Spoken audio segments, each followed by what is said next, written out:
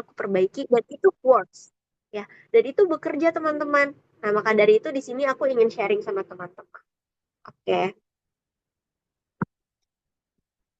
Nah, sebelumnya di sini mungkin aku ingin menjelaskan dulu ya. Kita tadi sudah ada opening, kemudian eh, saatnya di sini kita adalah material presentation, kemudian nanti ada Q&A session dan closing, gitu ya teman-teman. Nah, teman-teman, ya di sini sebelumnya aku ingin tanya dulu, ya, gimana sih caranya kita bisa membuat suatu lembaga atau suatu perusahaan itu tertarik sama kita? Gimana kita eh, apa namanya ingin membuat seseorang tertarik sama kita? Kalau misalkan kita pikir-pikir ya teman-teman ya, ketika kita scroll sosmed, baik IG, baik apa namanya TikTok gitu, kenapa kita bisa tertarik nih sama seseorang? Kita bisa tertarik sama suatu akun karena pasti track recordnya, ya nggak sih? Karena perjalanan dia yang membuat kita tertarik, gitu ya. Jadi ketika ada suatu lembaga atau suatu perusahaan yang membuka lowongan kerja atau lowongan magang, ya, bagaimana kita bisa membuat perusahaan tersebut atau lembaga itu tertarik sama kita? Itu membuat first impression yang bagus. Bagaimana caranya? Yaitu dengan membuat CV yang bagus, membuat CV yang mudah dibaca oleh rekruter. Seperti itu, teman-teman. Nah, di sini aku di slide pertama, aku langsung ada pertanyaan. Mana yang lebih menarik?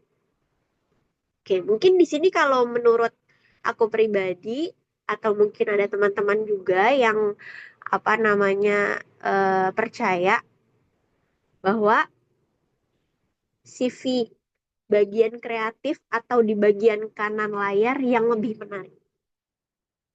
Karena apa? Karena berwarna. Iya nggak sih teman-teman? Karena berwarna. Tapi ternyata rekruter itu tidak tertarik. Wah, kenapa nih? Ternyata rekruter itu lebih tertarik di bagian kiri, CV di bagian kiri kita. Oke, kenapa sih? Kenapa seperti itu? Oke, kita analogikan. Kalau misalkan CV kreatif atau CV di bagian kanan kita bingung terkadang karena CV kreatif itu tidak memiliki template-nya sendiri. Para rekruter itu bingung ingin mulai dari mana, ingin mulai bacanya dari mana, gitu ya. Terkadang bagian kontak ditaruh di kiri, terkadang bagian kontak ditaruh di bagian kanan, seperti itu. Kemudian font, ya, ukuran font. Terkadang apa namanya di bagian judul lebih besar. Ada juga di bagian yang apa namanya CV kreatif yang lain di bagian judul itu sama tapi hanya di bold gitu.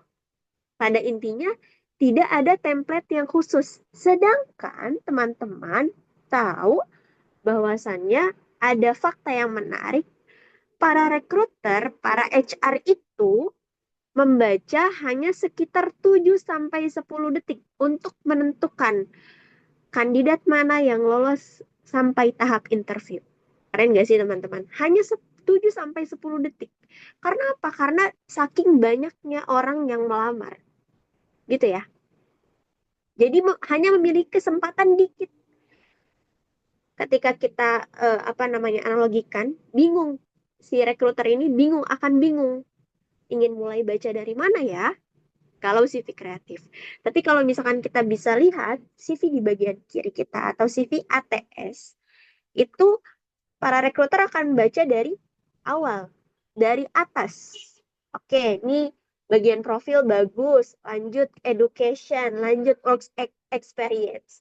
Dan ketika si rekruter ini ingin membaca poin-poinnya saja, oh sudah di bold, tek tek tek tek, oke, oh ini lolos ke tahap interview.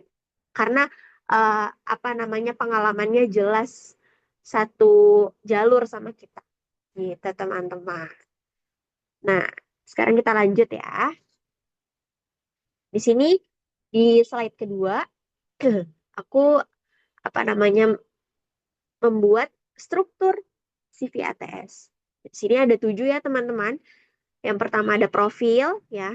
Eh, sebelum itu ada nama ya teman-teman. Judulnya itu ada nama, kemudian bawahnya email, nomor HP, dan jika teman-teman mempunyai LinkedIn, cantumkan gitu ya. Kemudian pada bagian pertama di sini ada profil, kemudian di bagian kedua pendidikan, di bagian ketiga pengalaman kerja, di bagian keempat pengalaman organisasi atau pengalaman terkait ya. Nah, teman-teman biasanya di sini kalau misalkan ada teman-teman yang nggak aktif di organisasi tapi teman-teman aktif di relawan.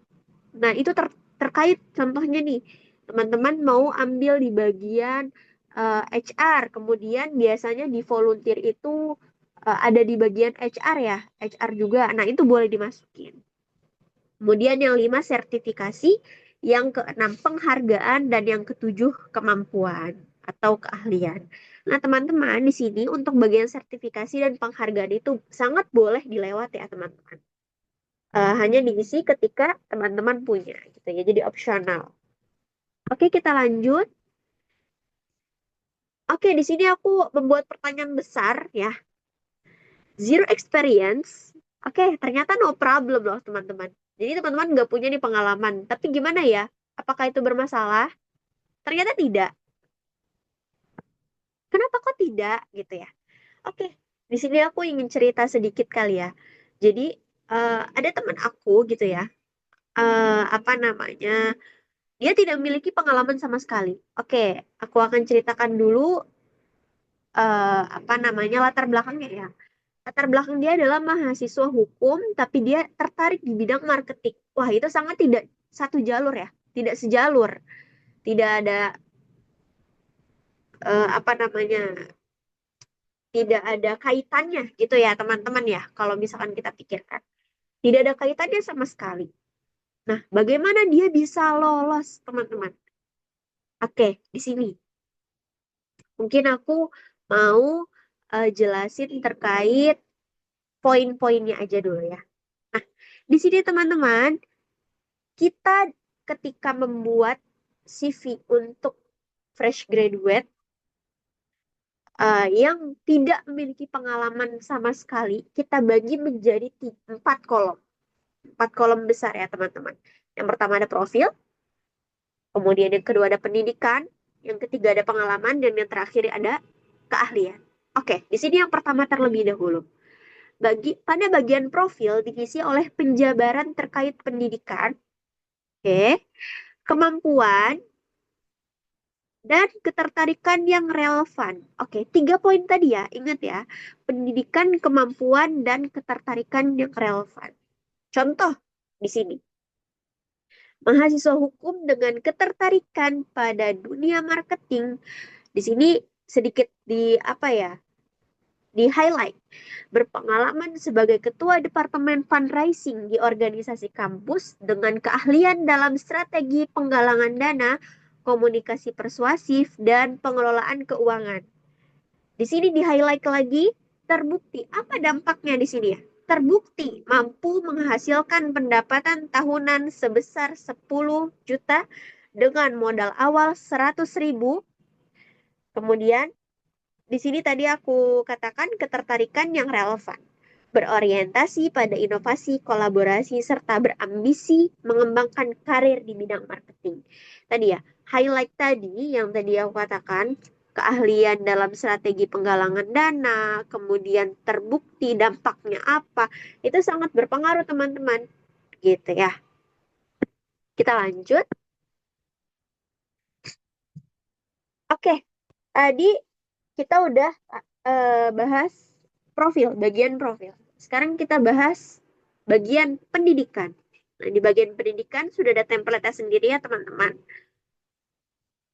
Di sini jurusan kuliah, terus di garis gitu ya, nama univnya apa, atau nama sekolahnya apa, kemudian IPK, atau kalau misalkan lulusan SMA bisa kita taruh nilai rata-rata, dan mata kuliah relevan atau mata pelajaran yang relevan gitu ya. Kenapa kok harus relevan?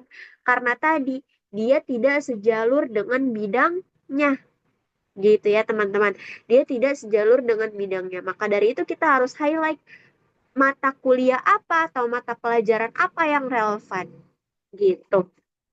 Oke, contohnya di sini eh, nama jurusan, kemudian univ, kemudian IPK 4 contohnya, kemudian mata kuliah relevan tadi dia anak hukum, kemudian tertarik di bidang marketing gitu ya.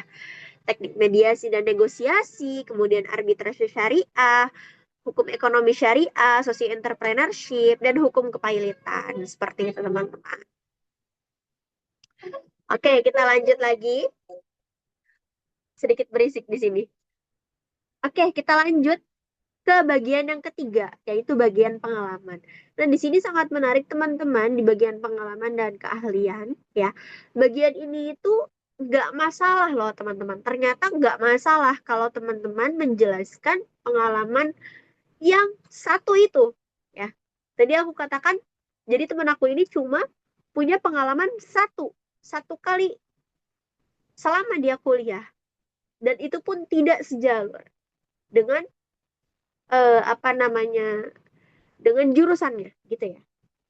Nah, ternyata nggak masalah. Cuma satu kita kembangkan. Yuk kita kembangkan.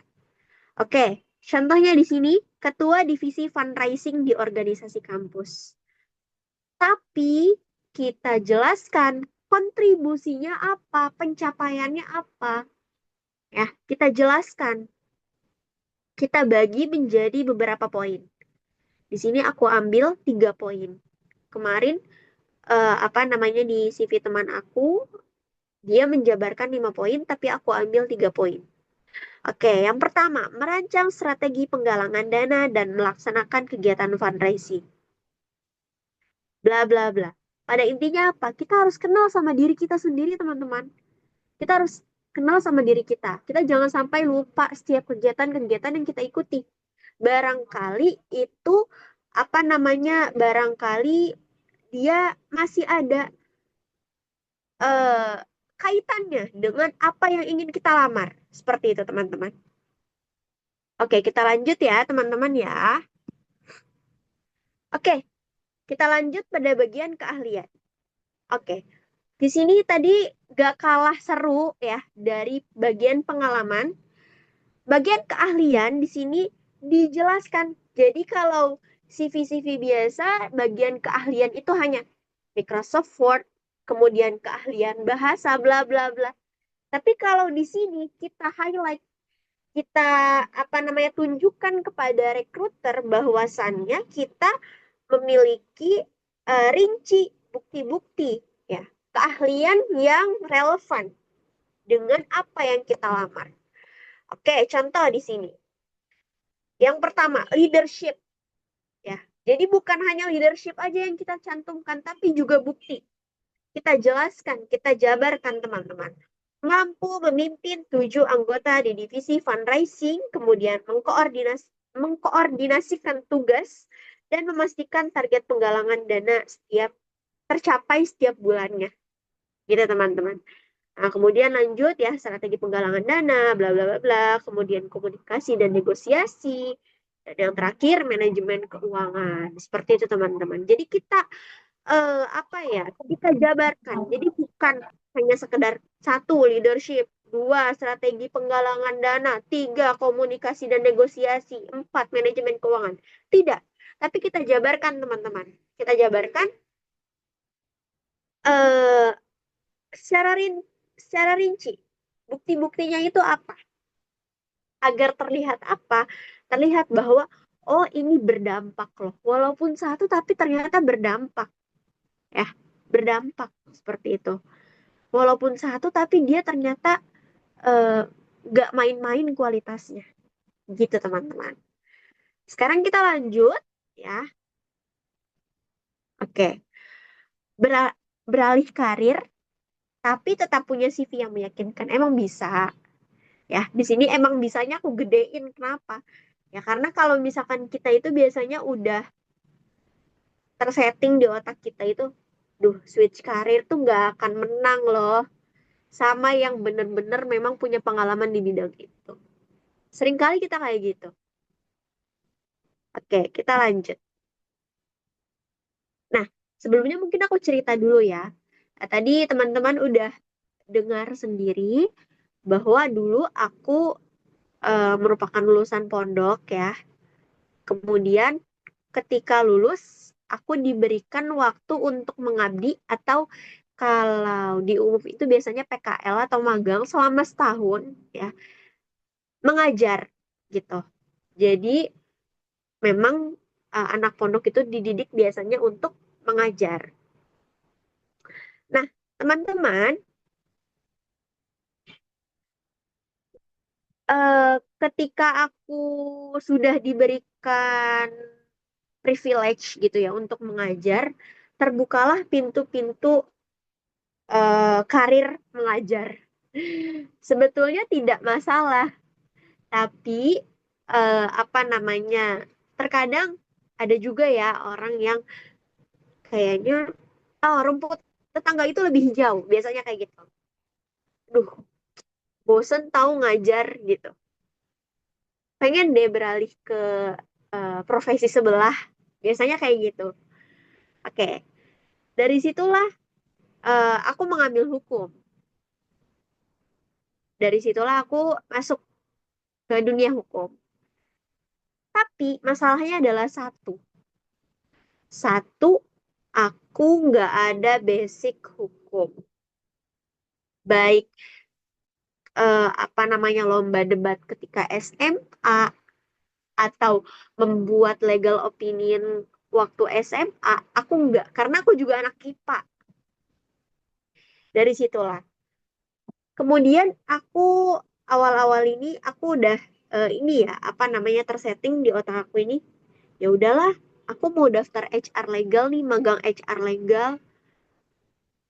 Ya udah, nggak usah lah bikin CV gitu. CV-nya masih CV lama. CV-nya masih CV yang pengajar, pengajar, pengajar. Ya udahlah, nggak usah diganti gitu ya. Nggak usah diganti. Toh di profil aku udah menjelaskan bahwa aku anak hukum. Tapi ternyata zong dari 12 lembaga, 12 perusahaan yang aku lamar, gak ada satupun yang diterima. Aku di situ apa namanya puter otak gitu ya. Kenapa ya ini? Kenapa ya? Ternyata salah satu sebabnya adalah CV. Bagaimana lembaga bisa tertarik? Bagaimana perusahaan bisa tertarik? Orang yang masuk CV-nya aja tidak relevan gitu ya.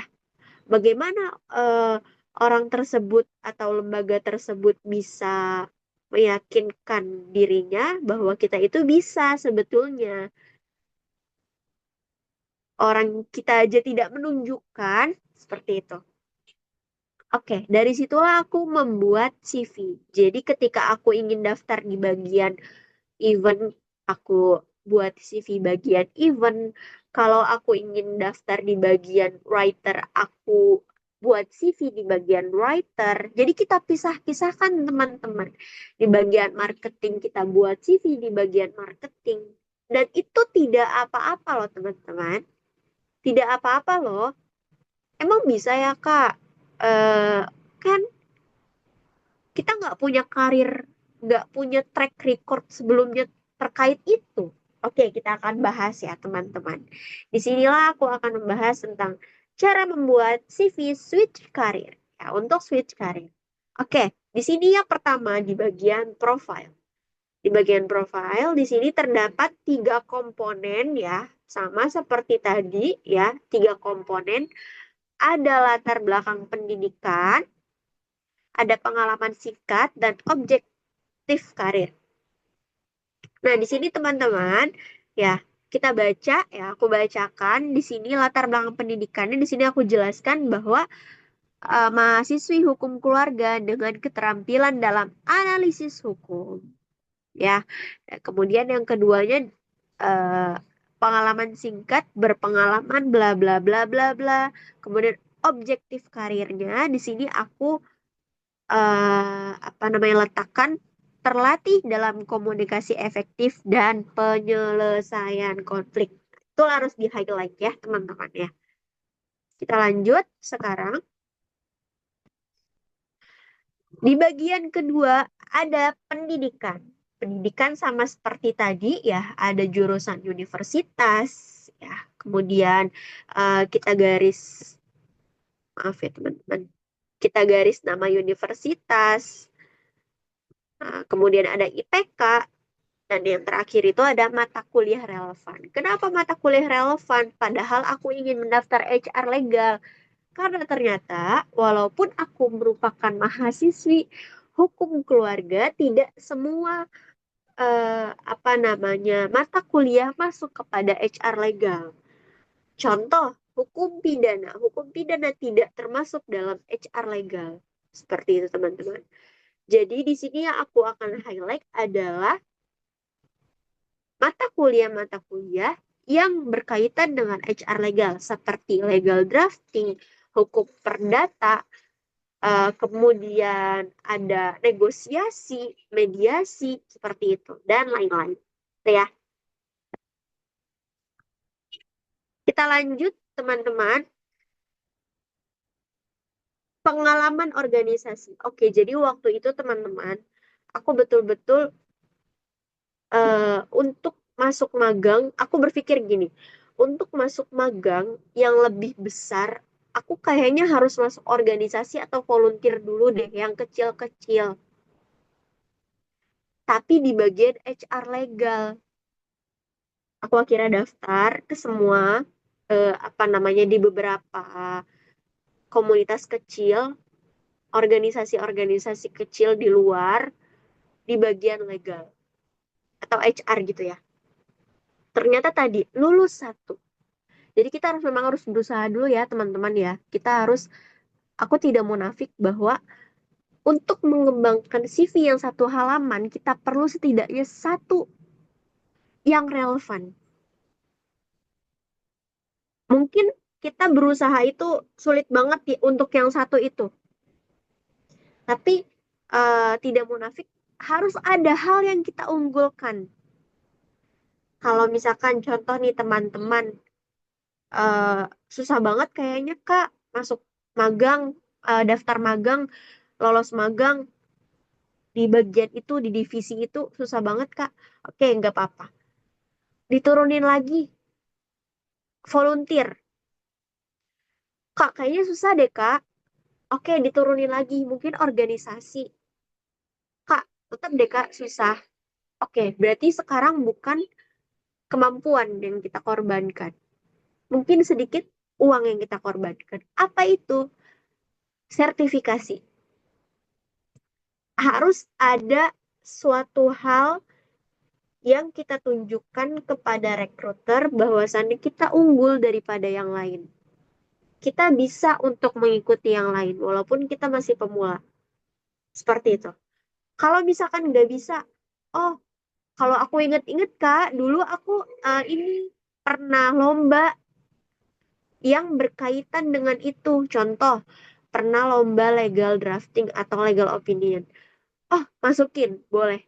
Intinya satu, harus ada satu hal, minimal satu hal yang kita tunjukkan kepada rekruter bahwasannya kita bisa unggul daripada yang lain atau kita bisa mengikuti yang lain. Seperti itu. Kita di sini, jadi di sini aku mencantumkan pengalaman organisasi. Organisasi aku waktu itu hanya satu teman-teman untuk HR legal ini, ya, yaitu Personalia di suatu komunitas dari Juli ya di situ sampai sekarang. Nah, di sini aku jabarkan juga terkait job desk. Secara singkat aja teman-teman, gitu. Kita lanjut.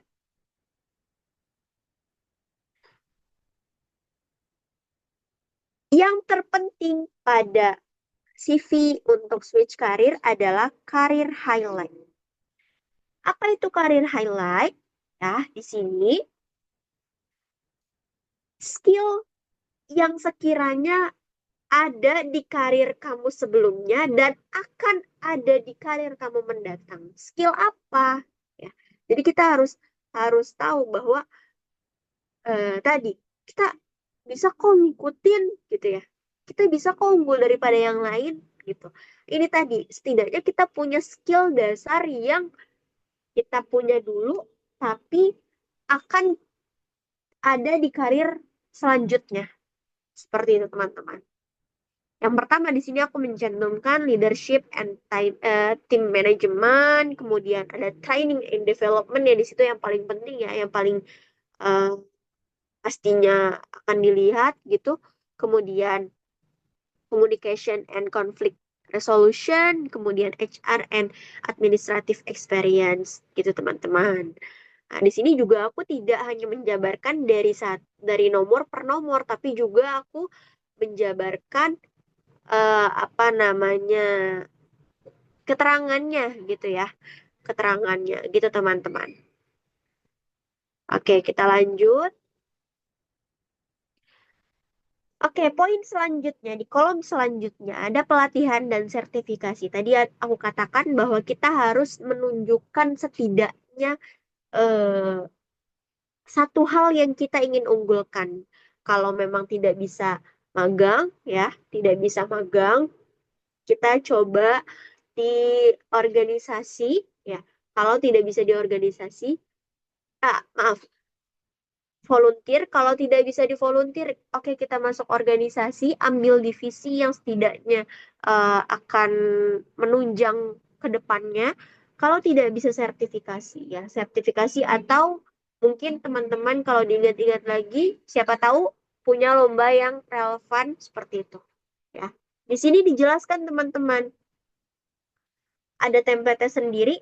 Yang pertama nama pelatihan, kemudian lembaga yang mengadakan dan modul pembelajaran itu apa.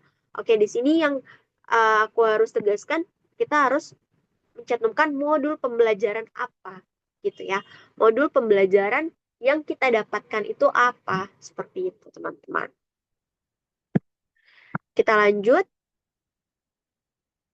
Dan yang terakhir kemampuan. Nah, untuk kemampuan di sini karena sudah banyak sekali hal yang kita highlight, terutama di bagian karir highlight, maka dari itu kemampuannya di sini aku akan buatkan sedikit aja, apa namanya, seperti CV pada umumnya. Jadi bagian kemampuan hanya poin-poinnya saja, kecuali tadi ya, ketika aku membuatkan CV eh, tidak CV fresh graduate yang tidak memiliki pengalaman, itu aku cantumkan keahlian beserta penjelasannya. Tapi kalau untuk di sini karena kita udah punya karir highlight, maka dari itu kemampuannya kita hanya menjabarkan sedikit poin-poinnya aja.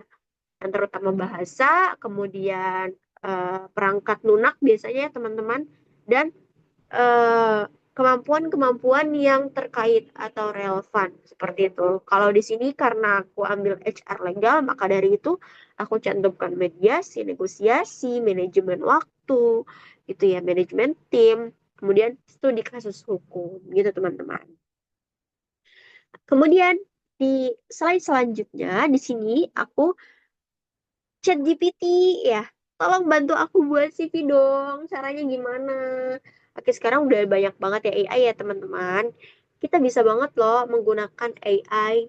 Kita jangan apa namanya? Jangan ini ya, menghindari AI karena dia sangat membantu teman-teman ternyata untuk merangkai kata-kata. Gimana caranya?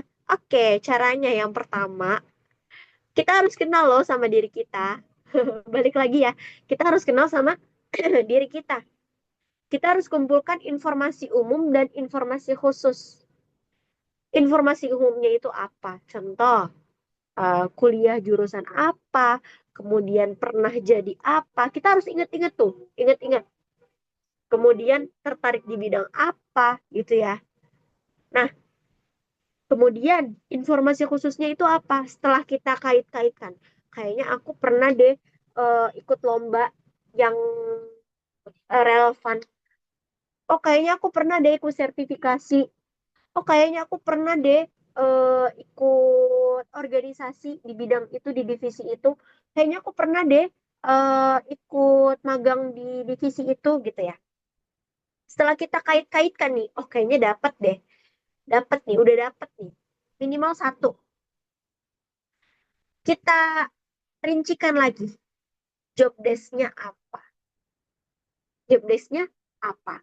Setelah kita udah catat, oh job desk-nya tuh aku pernah kayak gini, gini, gini, gini, gini, gini. Tadi udah aku jelaskan rumus-rumusnya, kita masukkan ke AI ya. Ini job desk aku pernah jadi ini, aku adalah mahasiswi ini. Tolong bikin, tolong buatkan profil dengan template seperti ini, dengan rumus seperti ini. Tolong buatkan karir highlight dengan template seperti ini, nanti dibuat. Gitu teman-teman. Oke, nah ternyata kita udah selesai ya teman-teman ya. Nah sebelum kita masuk kepada sesi tanya jawab, mungkin di sini aku ingin memberikan suatu kata-kata ya. Jadi setiap pengalaman teman-teman itu berharga. Nah, jangan ragu untuk menuliskannya karena dari situlah orang lain mulai mengenal gitu teman-teman. Jadi jangan malu-malu ya teman-teman ya. CV itu memang ajang untuk menunjukkan kelebihan loh ya. Jangan malu-malu pokoknya. Oke, mungkin cukup ya dari aku. eh Cukup ya, mungkin dari aku. Kita kembalikan ke moderator. Oke, terima kasih banyak Kak Lina. Wah, luar biasa ya.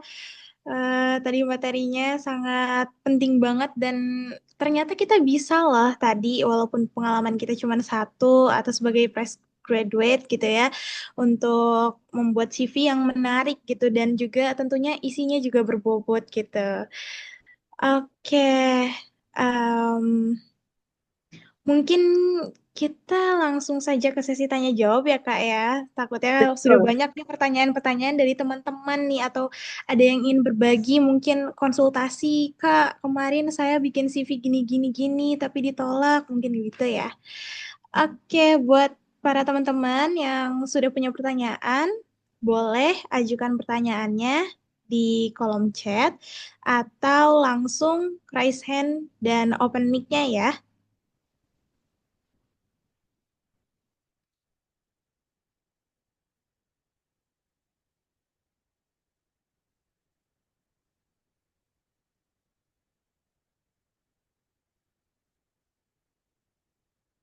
Oke, teman-teman, ditunggu ya pertanyaannya.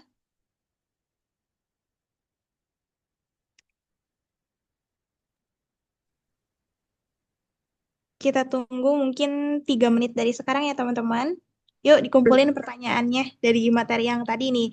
Kalina udah ngejelasin cara membuat CV untuk fresh, fresh graduate, terus juga untuk switch karir seperti apa. Walaupun kita mungkin berkuliah di bidang yang tidak sesuai dengan yang akan kita lamar gitu ya.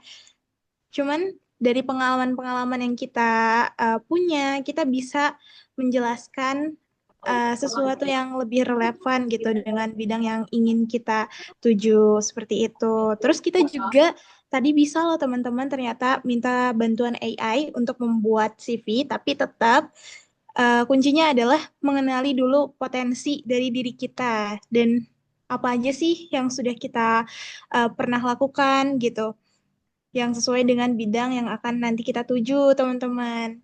Gitu. Nah, dari Betul. materi tadi, kira-kira ada nggak sih pertanyaan dari teman-teman mungkin yang masih kurang dipahami atau mungkin penasaran nih, teman-teman? Boleh ya, teman-teman?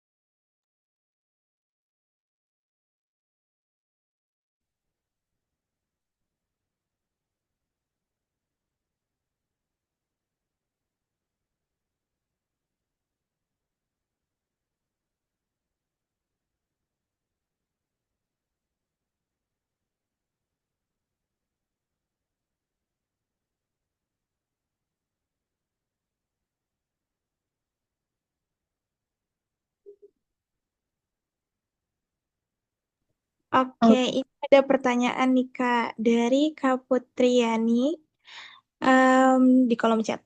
Oke, Kak, aku mau tanya lewat kolom chat. Kalau kita pakai AI buat CV, itu ada nggak rekomendasi AI yang emang worth it banget buat CV kita jadi lebih bagus selain ChatGPT? Oke, Kalina mungkin boleh untuk dijawab pertanyaan Kak Putri. Jadi Kak Oke, Putri menanyakan ada nggak sih AI yang worth it buat CV kita jadi lebih bagus selain ChatGPT gitu Kak? oke. So far sebetulnya eh, untuk ChatGPT itu udah termasuk yang bagus banget ya, Kak Putri. Nah, tapi tadi syaratnya apa?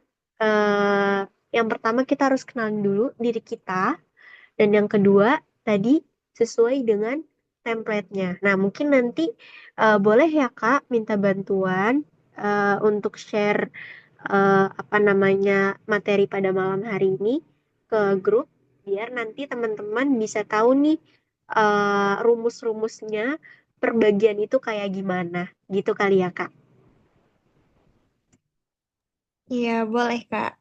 Oke, nah mungkin nanti Kak Putri bisa ya nanti lihat di bagian apa namanya PPT pada malam hari ini untuk rumus-rumusnya. Karena so far sejauh ini ya apa namanya ketika aku membuat CV baik untuk diri aku ataupun untuk teman-teman aku, ChatGPT itu sudah sangat membantu. Nah, mungkin untuk yang lebih bagus lagi tuh ada black box ya, black box AI. Tapi aku juga belum pernah nyoba. Tapi sejauh ini untuk ChatGPT itu udah aman banget, udah bagus banget hasilnya. Gitu. Oke, ada lagi? Oke, terima kasih atas jawabannya Kalina. Begitu ya Kak Putri jawabannya, semoga bisa membantu.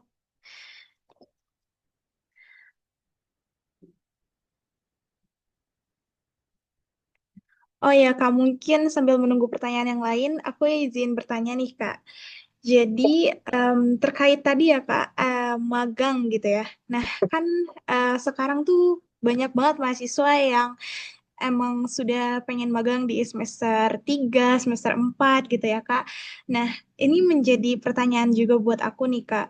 Kalau misalkan kita magang di semester yang tergolong masih em, sedikit gitu bekalnya untuk kita gitu semester 4 tuh kan uh, skill yang kita punya juga belum cukup banyak ya, belum cukup eh, untuk magang gitu kan. Nah itu um, untuk meyakinkan um, pihak yang menerima kita itu bagaimana ya Kak? Apakah dari tadi matkul yang sesuai atau relevan dengan bidangnya itu kita jelaskan?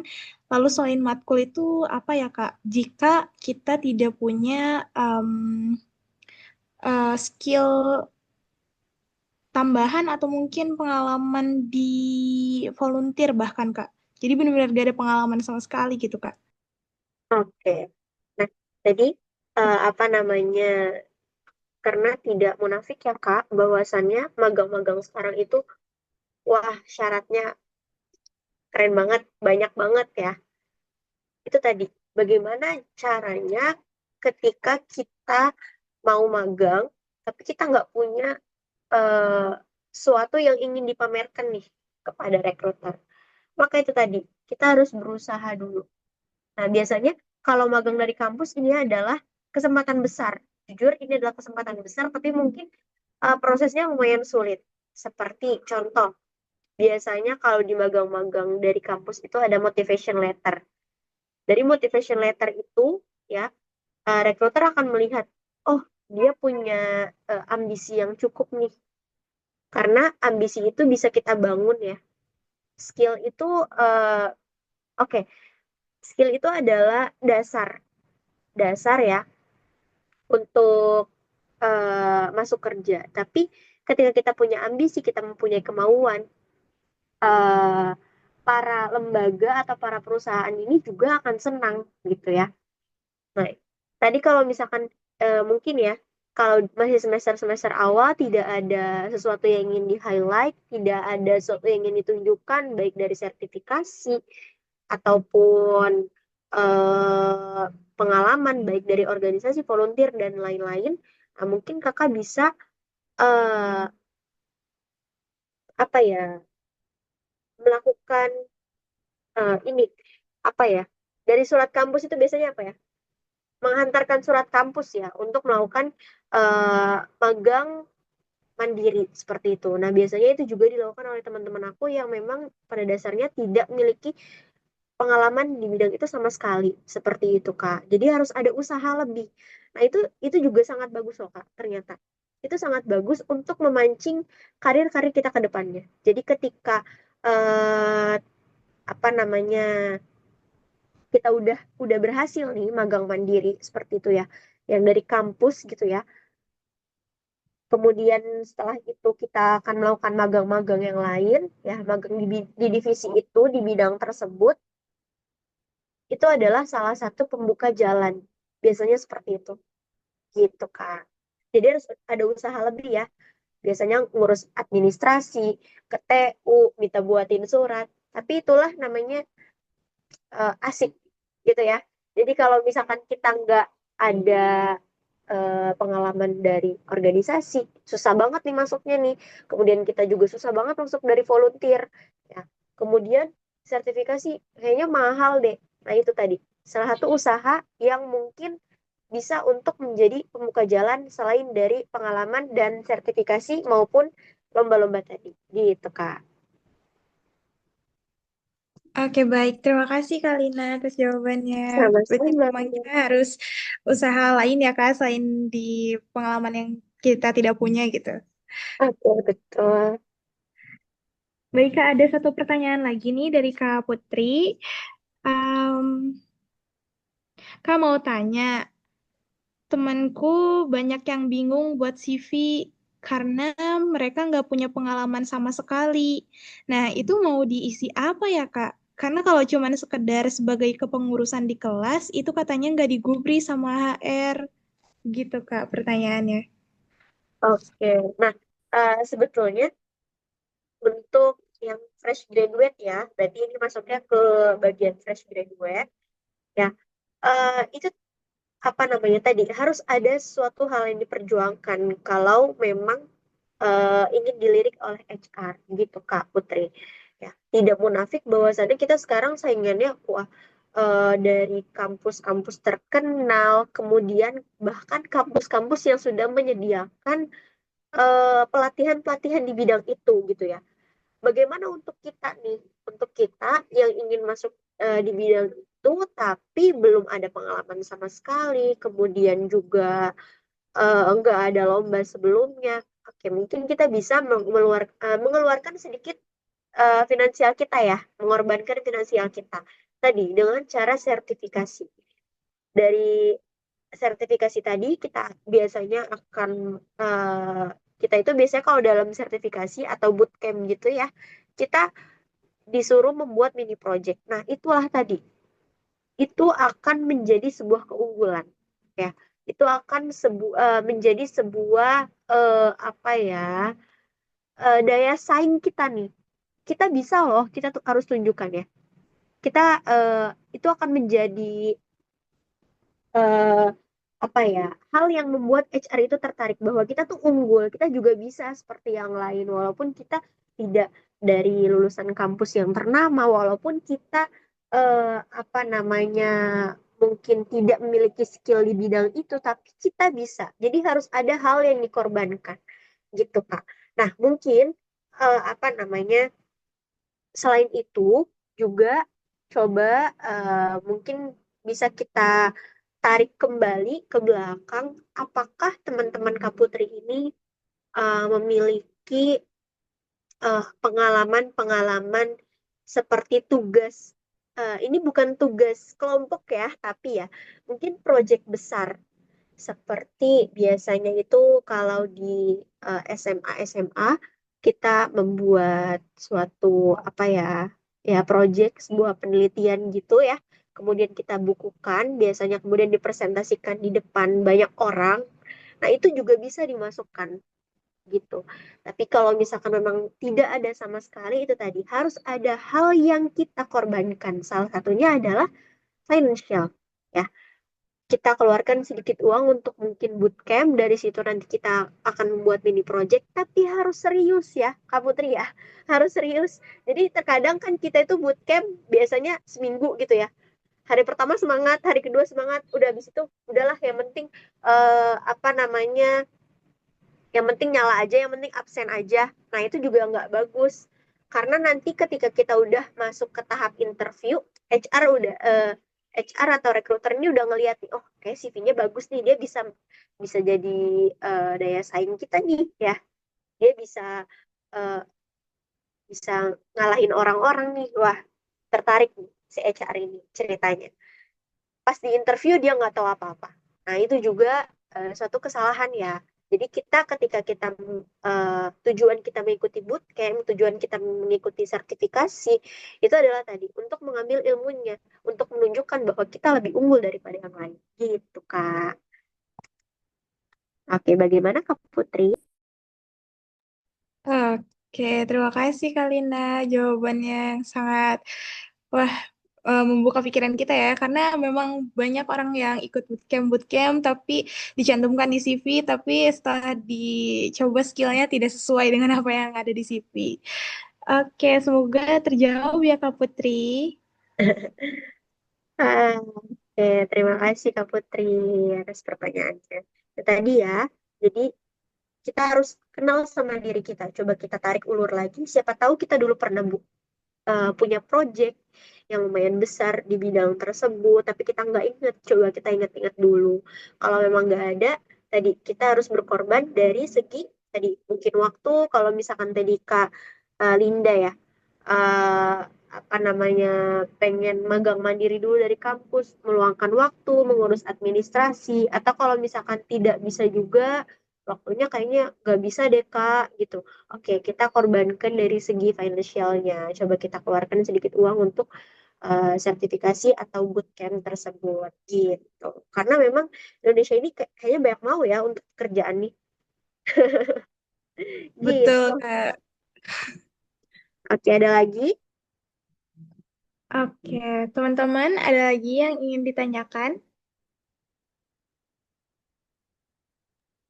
Atau mungkin dicukupkan aja, Kak. Tadi sudah 3 pertanyaan ya. Nanti kalau misalkan ada pertanyaan lagi, boleh langsung hubungi aku. Atau kalau misalkan mau minta koreksi CV-nya, aku feel free lah.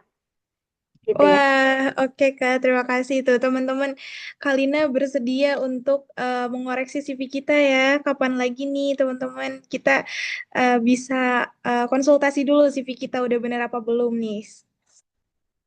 Oke, baik Kalina, karena keterbatasan waktu juga, terima kasih Kalina sudah memaparkan materi yang sangat bermanfaat bagi kita.